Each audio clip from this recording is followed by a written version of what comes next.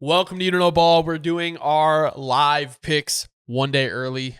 We both got stuff going on tomorrow morning, so we are going to do it on Friday. So let's start off really quick, Dobbs, talking about the Thursday night game. I mean, I think I'm over the Patriots at this point. Like, I think I bought into the hype. I picked the Patriots, and I regret it, dude. I shouldn't have done that. I knew picking the Patriots was a hype pick, and I still did it.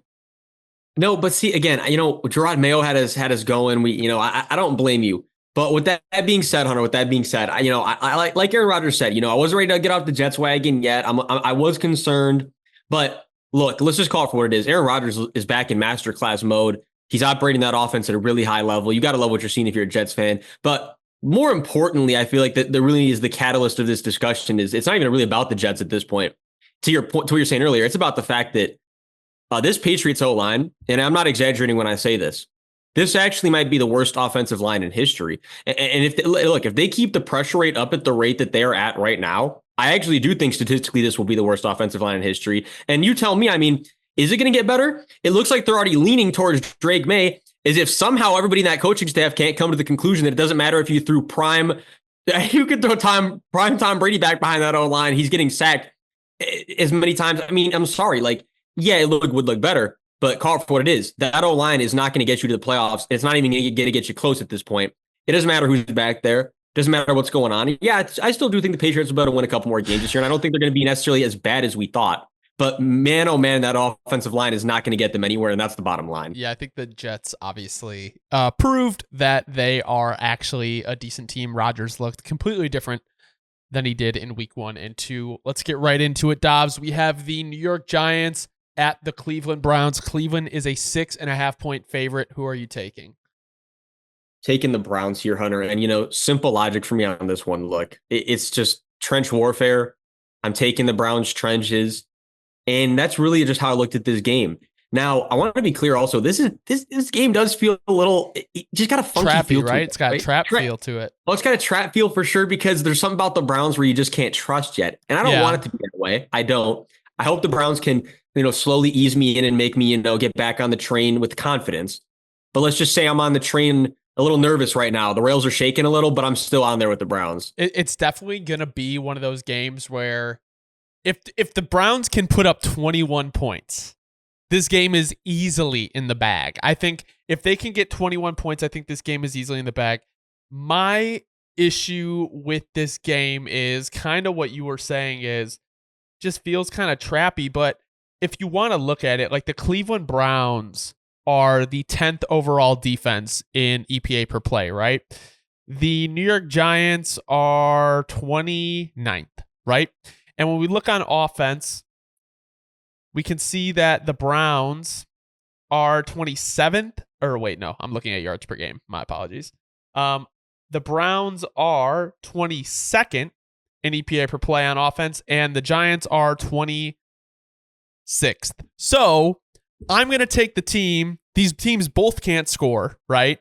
But I'm going to take the team with the far superior defense, who's able to shut down the already horrible offense. And if the Browns can just get the run game going and just allow Deshaun Watson to do kind of basic things that'll win the game, I don't think it's going to be very much discussion, or I don't think this game, even if the score is close, will feel necessarily close. No, again, I'm with you on that. And I think, like I was saying earlier, kind of just to re-wrap it up here, I think the Browns can start to transition back into being a team that can end up, right? We can get back to scoring more points, especially, look, he's not back yet, but when Nick Chubb gets back, I do think that this team will be in more of a flow state. And I think we're going to see more of an identity from this offense. Week 1, hopefully, was kind of an anomaly for the year, especially if you're a Browns fan. But again, I'm on the train and it's shaking right now. Hopefully they can stop it from shaking, because, I don't want to be on a train that's shaking. The rails, I'm a little concerned, but I do think that we're going to get on steady trail, here soon. Green Bay at Tennessee. Tennessee is a 3-point favorite, but we both have Green Bay. We're not getting tricked again after that Indianapolis game. Dude, I don't know why they are giving Tennessee the line. So here's my thing. I know Jordan Love is questionable to play. I do think there is a chance he plays, even if Malik Willis plays. I mean, I guess that is his former team, so he's got the revenge game. The Titans defense is very, very good, but I do believe that the offense run through Matt LaFleur, like, even if it's Malik Willis, I trust it a little bit more than I do the Titans offense, but it is also a weird thing where it's like the Colts are one of the worst defenses in the league and the Titans are one of the best. So I can understand why Tennessee's getting the favorite. They're also at home, so they don't got to travel. And I was really close to picking Tennessee, but I also just feel like at this point, the Packers, like, until they prove me wrong, I feel like I'm just going to pick them every week. You know, like, they don't strike me as a team that's going to lose very often. Well, yeah, everything you just said, and I think this is kind of where I'm leaning with it also. This is really the bottom line. If it's even questionable, and look, he's been limited every day of the week. It's not like, and I know they're not going to try to rush him back per se, but how I look at it is when I see the injury report and I see DNP, LP, then I'm like, okay, we're probably trending towards not playing for sure, and I'm really going to count them out. But when I see LP 3 days in a row, I mean, and you are the franchise player, I'm looking at that like, yeah, I wouldn't be surprised at all if he ends up back there this week. And with that being said, if there's even a chance of that on the table, I'll be damned if I'm going to take the Titans. That's just the bottom line as far as I looked at this game, Hunter. And again, if it was to be confirmed right now that Malik Willis was for sure the starter, I would still lean the Packers just from the pedigree of this team and the fact that I do still think they're going to be able to run the ball. They're going to play it smart. And Malik Willis showed us, look, you know what? I can operate this offense. Yeah, not the same level as Jordan Love. And it's not going to be because they're not going to call him as the same amount of pass plays. They're going to try to marry the run game to the play action game much more, to be expected. But Malik Willis has got legs, can escape that pocket. He already showed us that last week. If you didn't already know that from his time at Liberty. I mean, look, the bottom line is Will Levis, as we said last week, right? It's the white Jameis Winston over there. And until he can get rid of that title, we're going to keep looking at him like a turnover machine. We're going to say the Packers aren't going to turn the ball over. I mean, how else can we address the situation? So the Titans are top 10 in EPA per pass on defense and top 8 in EPA per run on defense, while the Packers, I believe, are a top 10 team EPA per pass on offense, and they're about middle of the pack in EPA per run on offense. So, this game may be a little bit closer than people. I mean, the line is -3, so I don't know what people are thinking, but I do feel like this game may come down more to the end of the game. I don't think it's going to be like a game where Indianapolis was favored by, I think it was 3, even going into Green Bay, and it still didn't even feel relatively close. No, absolutely. Absolutely. Chicago at Indianapolis. Indianapolis is a 1-point favorite. Dobbs, who are you taking? I'm taking the Bears here. And let me be clear right off the bat. My reasoning comes down solely to defense. Like, I think this is going to be one of those games where I don't expect it to be high scoring at all. Matter of fact, both these teams could score under 20 points in this. And I don't think anybody would be surprised. But I just am going to take that Bears defense to edge out the Colts. And that's just how I'm going to look at that situation. Let me hear what you're thinking. Yeah, I mean, Dobbs, we know that the Bears offense has been pretty slow. Let's just say that, off to a slow start with some abysmal O-line play. I'm going to chalk it up to that with the new OC. But the Colts have one of the worst defenses in the NFL. If you want to look at yards per game allowed, they are second with 400 yards per game allowed. And EPA per play, they are currently 6th. Okay, so it's 6th worst in the league, right? So I guess that would be, dude, I'm sorry. Without my glasses, I'm struggling here. 27th in the league in EPA per play on defense, while the Bears are 4th. So you're going up against the 4th best defense, and we look at offense on EPA per play, and I just want to say this. We use EPA per play a lot because it really talks about like how well and efficient these offenses are. So it's one of kind of like, I don't want to say it an all-encompassing stat, but it gives us a very good idea of how efficient these units are. So when we're looking at offense, the Colts are about 17th in EPA per play on offense, and the Bears are 30th, right? But I do believe the Bears playing Tennessee and the Bears playing Houston, right? 2 pretty good defenses, right? I think when you go against a team like the Colts, it's going to... the line is -1, But this is one where I feel pretty confident that the Bears should cover that spread, if not win outright. Well, yeah. And again, also, look, the Colts have, right, some pass rushers that are going to be out. And if we're looking at the perspective of, Latu may be out too. Well, yeah. And look, and also look, and we know Keenan's out. I know the Bears aren't at a full strength at the receiving core. Rome's still, right, questionable, but I think we're trending towards Rome playing. Rome is playing. Rome is playing. He has no designation. Keenan Allen is out. All right, that's what I like to hear. That's what I like to hear. And I saw he was limited, but all right. So see, that's why it's good to have the Bears homer right here. Homer. Confirm that I'm capping. No, but look, jokes aside, I think that for a struggling O-line, this is the game that you want to have. Get right game. Yeah. Bottom line, Hunter, if they can't get right against this D-line, and that's no discredit to this D-line, it's just that, right, this is going to be objectively probably the weakest D-line they've seen so far. If you can't get right against this Colts D-line, we've already been sounding the alarms. We will be sounding multiple alarms after this week if they can't get right against this D-line. Well, I have leaked the next picks. Houston at Minnesota. Houston is a only 2-point favorite. I guess you're going into Minnesota. We both have Houston. I think this game is going to be very, very good. This is going to be dependent on if Sam Darnold folds or not. Let me know what you think. Well, no, that's all it is. And I want to be crystal clear to any Vikings fans out there. Don't think that we're fading you guys. Honestly, this is not a fade. I do just genuinely believe that as of right now, the Texans are a better, well-rounded roster than the Vikings are. But with all that said, as we said last week, and and the same thing I said when the Vikings played the Niners. Look, it wasn't that I was fading the Vikings then. It was just that, yeah, the Niners had a better roster. But with all that said, Kevin O'Connell is one of those coaches where he's going to give his guys the keys to success that week, no matter who they're playing, right? Like they are going to have it figured out to the point of if they can execute the game plan perfectly, they will be able to win that week. Now, the question is, are going to be able to execute a game plan perfectly 2 weeks in a row against a really elite opponent? That's the question for the Vikings right now. And in a league as tough as the NFL, it's very hard to do. So with all that said, I'm going Texans, but I would not be surprised in the slightest if the Vikings showed out and won a close game. But objectively, I had to take the Texans just because, again, they're a little bit better in the most important positions. And I'm going to leave it at that. I'm going to let you give your thoughts here, Hunter. Yeah, no, also just shout out Jake in the chat. I didn't see you were in. I wasn't watching the stream, but thank you for watching. But yeah, without Buck, it's going to be a hard game for the Colts. I think my thing also is like the Vikings have the 4th highest blitz rate in the league, and we know CJ Stroud is pretty good against the blitz. So if they're going to go against that game plan, I do think there are areas where CJ Stroud is going to kind of dissect their defense at times. I don't think it's going to be all game. I think Brian Flores has one of the better game plans in the league. I think it's something that I don't want to say gets figured out, but maybe harder to run all year long, like as teams get more tape on it. Earlier in the year, I think it's heavily very, very effective. But I do think CJ Stroud is one of those quarterbacks where it's like if you're going to blitz him, he's going to find the open guy pretty quickly. And the Texans D-line is not the Bears D-line. So I think that's the biggest thing. I do think, though, that Minnesota does have a very good chance to win this game.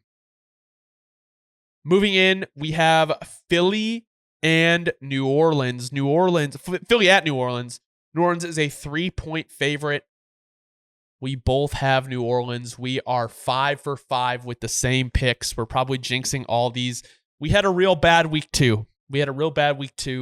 But with that being said, I just think how with the Saints putting up 91 points through 2 weeks, having the biggest point differential, leading the next team in point differential, the Los Angeles Chargers, by 27 points, I find it very hard to pick against them, especially when we know that Philly's defense is not very efficient.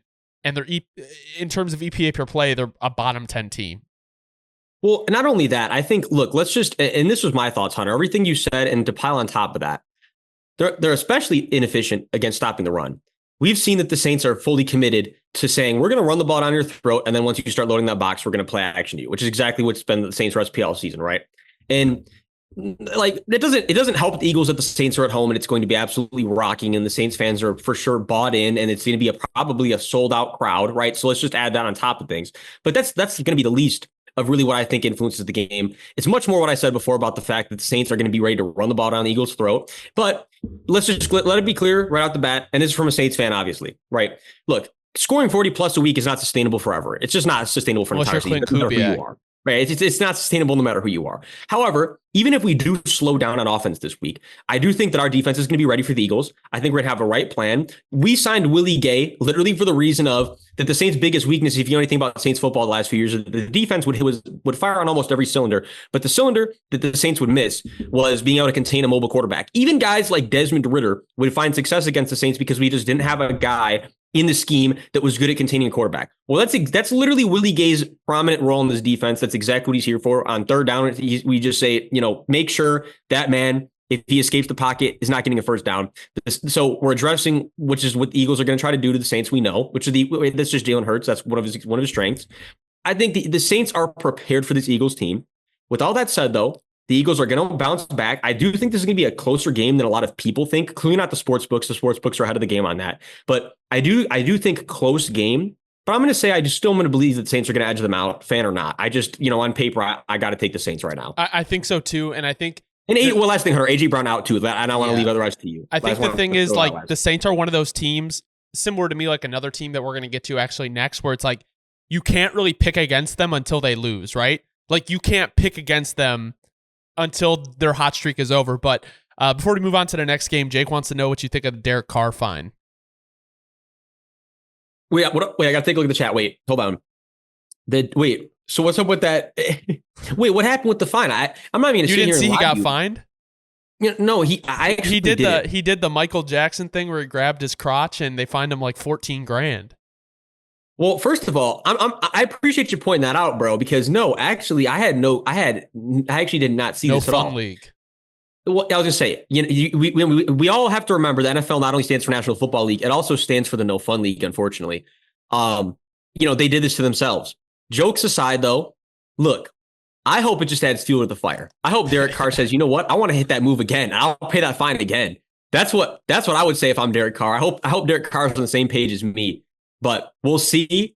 Regardless, that's what I'm going to leave it at that. I hope it adds fuel to the fire. Los Angeles Chargers at the Pittsburgh Steelers. Pittsburgh is a 3-point favorite. And this is our first game that we have different. You are taking Pittsburgh. I'm taking the Chargers. Why are you taking Pittsburgh? Well, here's my thing on the situation, Hunter. And again, I'm going to be honest. This was definitely one of the toughest ones to Yes, pick. This is going to be a very good game if you like defense. Oh, yeah. Well, and again, let it be clear, too. This is a side tangent. I'm going to get off this quickly. But this new era of football fans, the same game parlayers, you damn overheads. Look, man, if you don't like good defense, you don't like football. You like Madden football if all you want to see is a shoot. Go watch college. Go watch Tennessee versus Kent State if you just want to watch teams airing the other team out. Right? Real football fans, and I mean this, I'm not trying to be funny. If you can't sit there and watch a good defensive game, you don't really love football. You need a reality check. This is going to be a good defensive game. It's going to be grown men, hats on fire, laying their head on the football. But I think why I'm going Steelers to get off my tangent here, Hunter, I'm going to pass it over to you. Look, the Steelers, as of right now, are just factually the more pedigreed team. We are very in on what the Chargers are doing and the fact that the Chargers are building pedigree fast and that they will be a pedigreed team very soon with John Harbaugh. We know that. Or Jim Harbaugh, my apologies. But the bottom line, all things considered, I'm going to say that this Steelers D-line is going to be able to edge out this Chargers O-line. The Steelers are going to be playing downhill. Mike Tomlin's going to know exactly where to have his boys. And it's going to be a real close game. I even say 13-10, 16-13. I don't think that we're going to see many touchdowns. I don't think we're going to see a lot of fun unless not offensive fun. We're going to see a lot of defensive fun, right? Let it be clear. But I just close game, a lot of running, a lot of hard hitting, maybe a couple fumbles. That's how I'm viewing this game, Hunter. Let me know what you're thinking. So for defense, these are the top two teams in EPA per play on defense. If we want to look at offense, in EPA per rush, the Chargers are 15th and the Steelers are, where are they? Why am I blanking?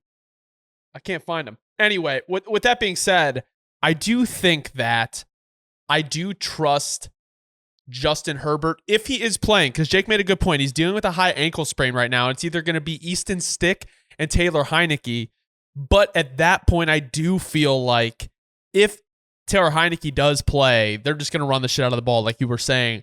And they're both 2-0 teams. Like, this, like you were saying, is one of the hardest games to pick because you have the number 1 and number 2 defense, and then you're going against offenses that just run the ball. Like, like Jake, like you mentioned, Mel Kiper probably loves this game. There's no too high in this game because they're not throwing the ball past 5 yards. This is going to be one of those games. So I think that's kind of the reality is if you are a Chargers fan or a Pittsburgh Steelers fan, lots and lots of punts. It's going to be, if you love special teams, I think will probably be your game. No, absolutely. If you love defense, special teams, and you love some hard-nosed football, and if you, like I said, yeah, no, you're spot on. Jake, I don't know if Mel Kiper confirmed, non-football fan, non-real football fan. I think he showed his true colors. And also, Buck in the cut. Bucks, glad to see you. Welcome to the chat, Bucks. No, go Browns this week. They can't let us down. They can't let us down. Denver at Tampa Bay. Tampa Bay is a 6.5-point favorite. Don't really think it is much of a question. We both have Tampa Bay. Denver kind of looks like one of the worst teams in the NFL. Yeah, dude. Sean Payton got to Denver and is just smoking a ton of weed trying to call the plays. Because, dude, I don't know what the hell is going on with Bo Nix. I don't know what's going on with them as a team. Like, they just don't seem like, it's so crazy that these Denver Broncos went 7-10 last year. Doesn't it not feel the same? Like, it feels like last year they got 70 put on them. They figured it out. And this year the whole culture was going to be different. I think McGlinchey's on IR. I could be wrong, but it just doesn't feel like the team that they kind of had together last year. Well, no, I mean, again, Hunter, we were ahead of the game on this one, and I know that there was a lot of Broncos fans that weren't ready to accept reality, but we knew the strength of the roster. That's why they're living in the basement, I think. No, right. And I think, look, call this for what it is. This is going to be really interesting to see how things develop because just really, honestly, Sean Payton couldn't have walked into a worse situation. And there's a lot of things wrong with the Broncos. Like, that's what's really scary is this is not just like, oh, yeah, the Broncos are like really rough.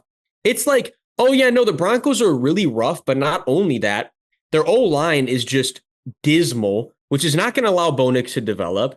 The receivers aren't doing really anything. I mean, my goodness, really the only guy who's out here doing his job is Josh Reynolds. And this is where I want to say you should be really concerned if you're a Broncos fan. To me, this is where it gets really scary, right? Pat Surtain, for a couple years there, especially that second year in 2022, was absolutely elite, locked down, right? There was no question about it. He was one of the best corners in the league. I'm pretty sure when we did our, top 5 at each position, I think he's my number 1 coming into the year in 2023, right? Look at 2023 last year. He was 42 graded out of 127 eligible corners. And then this year, Hunter, you believe it or not, right? Just we talked about L'Jarius Sneed last week. Well, guess what? It's just the corner position is so volatile. He's 94. He's 94th out of 96 with a 42.3 overall grade. And look, not to say that I didn't see this coming because I didn't see regression this big, but like you said, you're on it, Hunter. Corner's volatile, which is exactly why paying them is so scary, which is maybe, for all these years we used to make so everybody used to make fun of Bill Belichick for just, Bill didn't pay his guys, especially DBs. I think Bill knew a little something that we didn't. I'm just going to leave it at that as far as the DBs are concerned and the Broncos. So, Dobbs, would you be surprised if I told you that the Denver Broncos defense was 12th in EPA per play, which is kind of crazy. But I think it makes a lot more sense when you realize that their offense is 31st in EPA per play. So, literally second to last in efficiency on offense, which is not good for a Sean Payton-led offense. Like, I saw a tweet that said the Broncos offense would be revolutionary if it was 2013. Like, yeah, hashtag did Sean Payton start smoking too much bud? I think we're gonna leave it. Let's just let everybody sit with that one. I don't even know. That video of Sean Chiefing, I don't know. That maybe is hilarious. Was that the day? It all started going downhill, Hunter? I don't know. Yeah, we need more Lil Jordan Humphrey in the mix. Maybe that's the problem with the offense. Carolina at Las Vegas. Las Vegas is a 6-point favorite. We put the Carolina Panthers in our NFL hell. We both have Las Vegas. I don't think it's a question. They beat Baltimore last week. They do not seem like a team that's going to get too high on their wins. I don't know. I think this Carolina offense will look a little bit better with Andy Dalton back there. And honestly, I think this game, while the Raiders win, is going to be close, and it's going to make Bryce Young look really, really bad. Well, I hear, you're kind of like read my mind with this, Hunter. And hold on, I'm stalling here for a second because I am currently pulling up game logs just so I don't. I'm gonna give you the exact stat. I'm not gonna sit here and like BS it. I'm gonna give the exact numbers. I don't want to give rough estimates. But to somebody's point where I don't remember who it was, I don't remember the account, but I do appreciate somebody for remembering this because it was very kind of, I feel like, crucial to what I'm about to say here. Look, we got to remember that last year when Andy Dalton was forced in due to Bryce being out with like whatever, I don't remember. I mean, I'm assumingly an injury last year for week 3 where he was quite whatever. So week 3 last year against Seattle, they lost 27-37, which, yeah, you say is the defense. But Andy Dalton's numbers, 58% completion percentage, but he threw 58 passes, but 361 yards, 2 touchdowns, 0 interceptions with an 88.4 QBR. I mean, look, and I want to just throw this in as well. This O-line is not playing bad ball. For everybody that's like, there's like this narrative now, and I get it. Like, we feel bad for Bryce, and we should, because this Panthers organization is inept and it's garbage right now. And there's no other way to say it. It's the organization top down, David Tepper, right? We've all been on this train and we all know this. And so it's not Bryce's fault. But Andy Dalton's much more mature. He's much more developed, and he can, let's say, handle the garbage that is right now the situation of the Panthers. Yeah. If Andy Dalton does come in here and plays a really good game, I'm just going to say it like this. If this is the Panthers' first or only win of the season, it wouldn't shock me too much because I think they're going to be really riding high on the fact that Andy's in there now and they're going to be more competent and flowing. But with all that said, I am still going Vegas, and I do expect the Raiders to win this game, and I do expect the Raiders to dominate this game. But if it ends up not happening, it is going to be because Andy Dalton and the team is hype, and it's so there's a trap element to it in a weird way. I don't have much to say on this game, but I'm going to say something that I saw the other day and it kind of blew my mind. If I were to tell you that the Raiders led the league in the percentage of passes compared to runs, they are passing the ball 67% of the time with Gardner Minshew. It is the Gardner Minshew show. I remember going into the year, though, like, Antonio Pierce, draft Zamir White. They're just going to pound the ball. They have 39 runs on the year. 39 runs through 2 games. They have 80 passes. They're throwing the ball 40 times a game through a Luke Getsy offense, which makes sense when you have Brock Bowers, Jacoby Myers, Devontae Adams, Michael Mayer. I know he's more of a blocking tight end, but they have talent on offense. The fact that, I don't know. It is just an interesting thing. I never thought the Raiders would lead the league in pass percentage. No, I agree with you, but I think, and again, just to close out here, but look, this is where it gets interesting to me, Hunter, is because you can definitely attribute it to the fact that, look, they very clearly don't trust the running back room. For reference right now, Zamir White is the lowest graded back in league via PFF, 48 out of 48 eligible backs with a 48.2. And if that still is your starter, well, we have to start questioning what practice looks like for the running backs room for the Raiders. And if it looks worse than Zamir White right now, unfortunately, that's why. So, I mean, call it for what it is. Zamir White's not averaging a first down every 3 carries. And if everyone else in behind him can't, I mean, we got problems as far as the running back room. And if Dylan Lab isn't getting touches, I mean, there's a lot of problems with the running back room very glaringly that they're telling us non-verbally. So I think it does make more sense when you consider it like that. It's really crazy because the Bears had like the number 1 or like top 3 rushing offense with Getsy, and they ran the ball so much. And it's obviously he changes to his personnel. Miami at Seattle. Seattle is a 4.5 point favorite. We both have Seattle. Not very high on Miami, especially with Tua going to IR. Skylar Thompson is going to be leading that offense. I still think they're going to run the ball a shit ton. Devin A-Chain fantasy owners rejoice. That man is going to be putting up 40 points a game for your team. I don't know, dude. Like, the Seattle defense looks good. Geno Smith is playing. He's, I dare say, going dumbass. Every fucking time he steps out on the field, he is lighting up defenses. Grubb is going crazy. I really underestimated the Seattle team. No, I think we all did. But again, this is something where I'm going to get ahead of a lot of medias on this because I feel like this is something a lot of media isn't talking about. And again, I like to be ahead of the game here. I think it's really important for us to consider, though, Hunter. Look, we have 2 wins by under a full possession, a full 7 points against the Broncos and the Patriots back-to-back weeks. And now it's going to be the Dolphins. So, yeah, you're very likely going to start the season 3-0. But there's teams like this every year where you can start the year really hot and maybe your record tells perhaps a lie if you want to say it like that.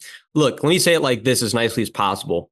If there's any team this year that's going to start the year 3-0 and then probably have a chance to not make the playoffs, which I'm not saying that that's going to be the case, but I am saying that, look, when you only are beating the Broncos by 6 and you're only beating the Patriots by 3, I do think that there hits a point where I'm going to sit here and say that that's a little concerning to me. Like that I do want to see you be able to show that you can be a heavy hitter, that you can go and get a multiple possession lead and then hold it. And if they can't do it this week against the Dolphins, well, then, yeah, I'm going to stick with this 100%. If you go out there and blow out the Dolphins, maybe I'm going to change my tune. But I only can work with what I can work with right now. And I want to say this as well. Yeah, this defense is playing elite, but again, against two very, very horrid offenses. It's going to be a testament now to what this defense really is when we see them against an offense that's really elite. And unfortunately, we can't say it this week because unless Skylar Thompson has the game of his life, I can't say that's going to be the Dolphins right now. So we might even have to wait another week to see the real Seahawks. And I just want everybody to be alert to this because I feel like too many people are kind of like already like all back on it, like Mike McDonald's completely come and change this. And I'm mixing up coaches over here. They have very similar names, but you get what I'm saying? Like coming over and changing this whole team. And yeah, so far they do look damn good, but you got to consider competition at some point. And I'm gonna be the first one to say it if no one else wants to say it. Yeah, I mean, that's fair. I mean, they are 9th in point differential right now. But with that being said, like they've scored 49, they've allowed 40 points. So close to even, like they're definitely not in one of those teams that is plus 20 at this point. But I do think that Mike McDonald really does elevate the play of this team, and I'm just not too high on the Dolphins. I mean, you know, Jake, you mentioned that their defense is all the way healthy, and I'm looking at their EPA per play on defense, and it could very well go up. But right now, they're 19th, so a little bit past middle of the pack. I do think they should be improved. My main issue is kind of their secondary, especially with Jalen Ramsey leading the pack. Just it hasn't really been the same guy. So that's pretty much all I have to say on the Seattle-Miami game. I think Seattle actually handles this pretty well, but I understand what you're saying, like level of competition. They need to prove that they can play with better teams. Baltimore at Dallas. Baltimore is a 1-point favorite, which is kind of crazy to me. And you took Baltimore. I took Dallas. I think Dallas, these are both teams that I feel like can just flop at any time. Like any game, they could just have a flop. And I do feel like Baltimore is like hungry to get their first win, but I just trust the Dallas offense more. No, you know what, Hunter? And I'm not going to do it because I'm just not going to do it. But I want to clarify this. If I could go back in time to yesterday, I would switch this to Dallas. I really would. But I'm going to have to ride with the Ravens now. I'm going to ride with Harbaugh. I'm going to ride with Lamar. But to justify it, I'm going to be honest with you, Hunter. I really can't justify it. Luck has to be on my side. No, it really does. I'm not trying to be funny because I really sat there and thought about this. And I was like, yeah, that's where I was initially at with my head. I said, okay, well, Baltimore starting the year 0-3 is just... it's just unheard of. It sounds ridiculous. I mean, how in the world is that going to happen? But I mean, realistically here, Hunter, how's it going to happen? Well, the Cowboys losing 2 games in a row at home. I mean, that's okay. Let's start with that. That's very unlikely. And we're talking trench warfare. Call for what it is. This Cowboys O-line is winning the more important side of it, where they're going to be able to collapse that pocket on Lamar all day long. I mean, I'm going to leave it at this, Hunter, because I do feel like this is the wrong prediction from me. And like I said, if luck's on my side, luck's on my side. But if the Ravens are going to win this game, Lamar's going to have a perfect game. Adefe always going to have to keep playing the way he's been playing and get a couple sacks on Dak, maybe even force a turnover with a strip or something along those lines. And if miracle play like that can happen, then the Ravens are going to win this game. If not, from just a logical perspective, I would be taking Dallas. And like I said, if you give me a time machine right now, I'm going back and taking Dallas. But you know what? Luck might be on my side. I might get a free win. I'm going to leave it at that. Neither of these teams are very efficient on defense. Baltimore is actually the more efficient offense according to EPA per play. But we'll keep it at that. San Francisco at the Los Angeles Rams. San Francisco is a 6.5-point favorite. We both have San Francisco. With the way that the Rams are banged up, I don't really know what there is to discuss about this game. Like, the 49ers are also banged up, but not in the way the Rams are. The Rams are like backup O linemen. You know, Puka Nacua, their top 2 targets are down. Their defense is might be the worst in the NFL right now, like allowing the most yards per game of any defense. This 49ers offense is Jordan Mason's going to have a day. Well, yeah, he very well should. He very well should. To add on to it, like as you said, there's really not much. There's really not much on this one. Let's just start with this. Alaric Jackson hasn't played a snap this year, starting left tackle for this game. Logan Bruss has not played a snap this year, starting left guard for this game. Bo Limmer's not playing good football at center. Kevin Dotson, very surprisingly, is having a very rough year this year. He was one of the best guards, if not the best guard in the league last year. This year, not good football, not good. And then with that said, Rob Havenstein's playing the best right tackle, and Rob Havenstein still is not playing anywhere near elite ball. Really, he's playing mid-tier ball. The offense, the rest of it, like you said, we're on IR. To top that all off, Stafford is not playing good ball this year. Stafford's not playing like himself. It almost was like an omen for the year when we saw that glove on his hand for the first time. Yeah. You're like, oh no, is it a new era of Stafford? The negative, getting old era of Stafford? And just kind of put the bow on top of the shit present, unfortunately, on this one here, Hunter. Call it for what it is. I mean, look, the defense is playing just really bad, like really bad. Like Kobe Turner is really having a bad regression. It's only 2 weeks in. They are last in EPA per play on defense by 0.07 points. They're at 0.24, which means every play on the Rams, the opponent is expected to score like another quarter of a point, which is horrendous. Horrendous. That is dismal. And yet to close it out, and we'll move on after this. Look, the Niners are a much better team on paper, and the only two. Because that's the thing, we don't have to talk about the Niners. We all know about the Niners. We know what to expect from the Niners. We know the pedigree. If you don't know the pedigree, you haven't been watching football. As far as the Rams go, let's close this out on this. Jared Verse is playing the best defense on this team. And he's playing good football. Jared Verse is actually playing really good football. If you're a Rams fan, at least you're really happy about the Jared Verse pick. Jared Verse, 78.7, 17th out of 102 edges for your rookie year. That's awesome. And again, it's still early sample size, but I think what he's doing is very sustainable. Now, with that said, too, the only other green defender on this team is Kobe Durant with a 69.9. Everyone else is grading either red or dark orange, which is not good, which just means you're playing F football. It's an F situation right now, Hunter, for the Rams. I don't know how they're going to get out of this. Yeah. Last point. Yes, Tyler Johnson or Jordan Whittingham breakout game. I picked up Whittingham in a couple leagues because they don't have anyone else besides Demarcus Robinson. Detroit at Arizona. Detroit is a 3-point favorite. You have Arizona. I have Detroit. Why do you have Arizona? I rode with Arizona last week, and you picked the Rams. So what is the switch up now? You joining the Kyler train? Joining FaZe Murray? No, I'm on the FaZe Murray train, but I do want to be crystal clear. If this is a week where the Lions show up and show out as we expect from the Lions, what we thought was going to be the Lions coming into the year, yeah, I'm going to be wrong on this pick. But something's telling me that there just might be something real about that Jared Goff regression. And if there is something real, like I said, I could be panicking hand up. I could be panicking, and then I could look like an idiot in a couple weeks. And I'm totally fine admitting that because, again, objective football watchers. I'm going to watch it objectively. I'm going to admit when I'm wrong. I'm going to champion myself when I'm right.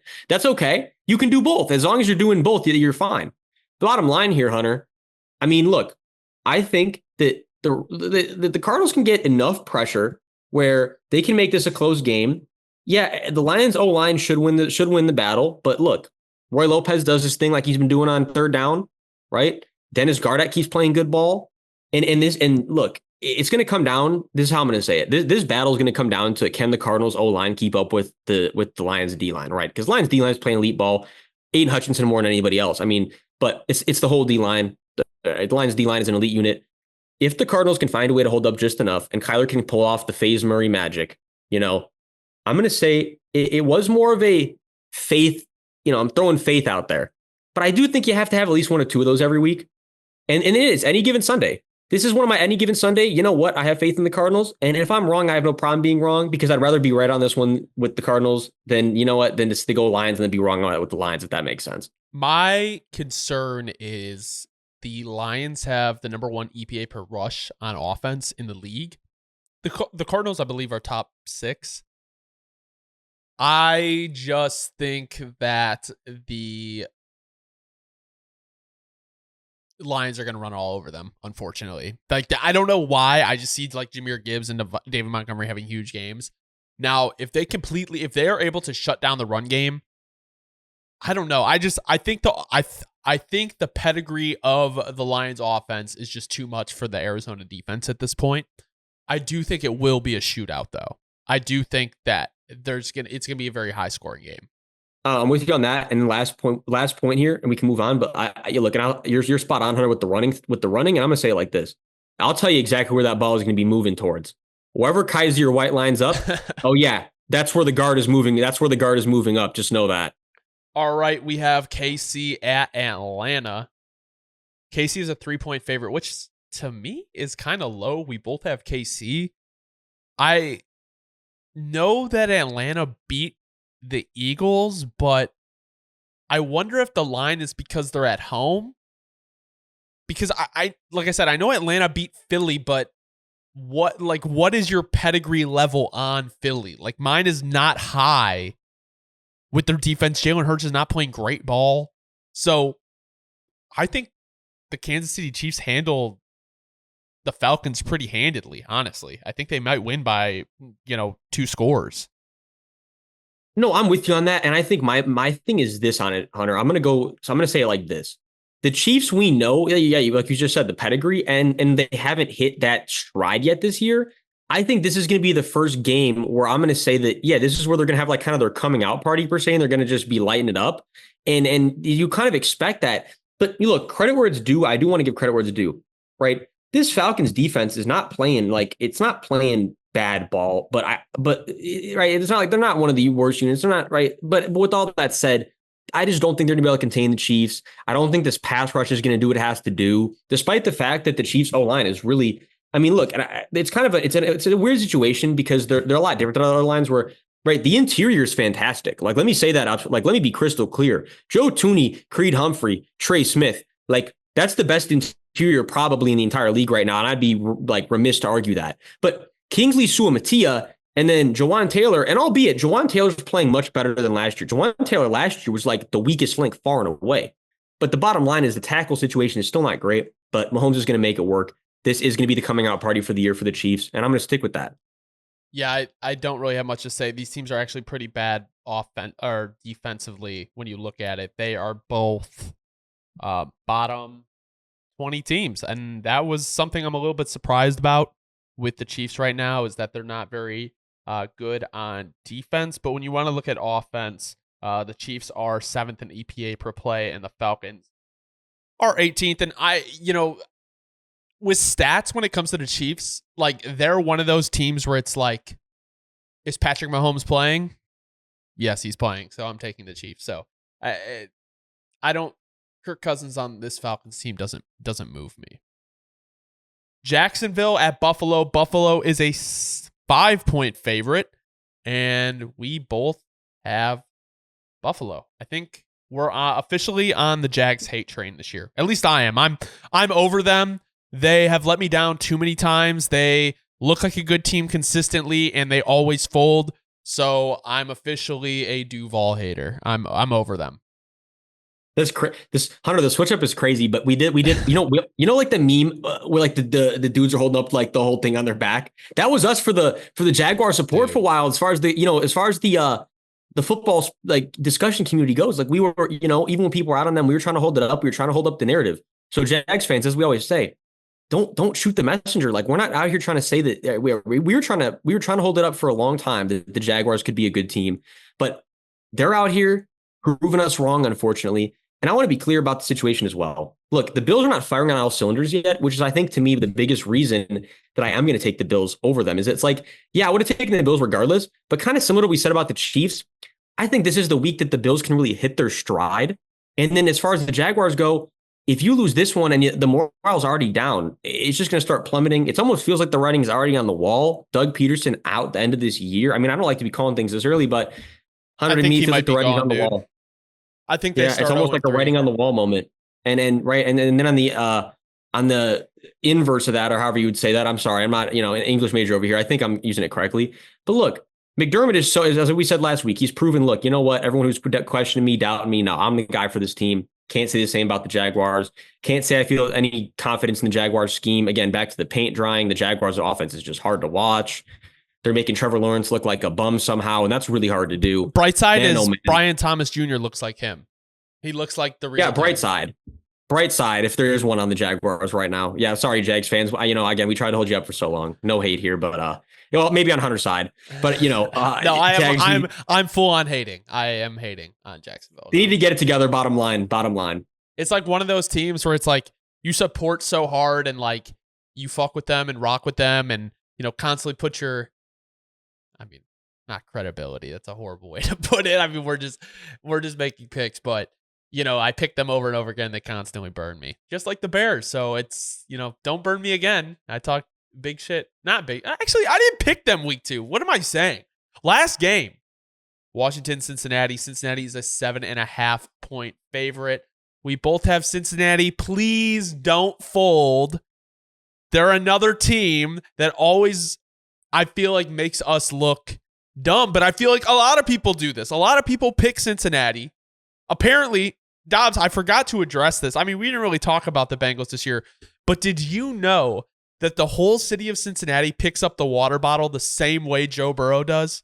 Bengals fans made it so clear that they pick up the water bottle the same exact way Joe Burrow does. So that's crazy. A whole city picks up a water bottle the same. Props to you guys for getting all on the same page with that. But I just think with Cincinnati, that makes zero sense. But I think with the way Cincinnati played against KC, they should be able to beat Washington. I mean, Washington beat the Giants last year.